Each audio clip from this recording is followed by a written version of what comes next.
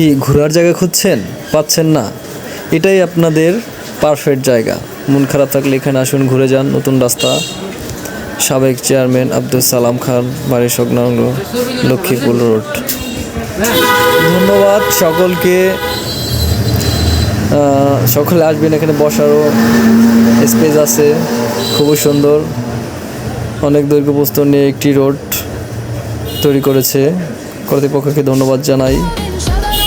তুমি অসাধারণ প্রমাণ, একটা হাসি বদলে দেয় সকাল। তোমার মতো করে তুমি চিরকাল।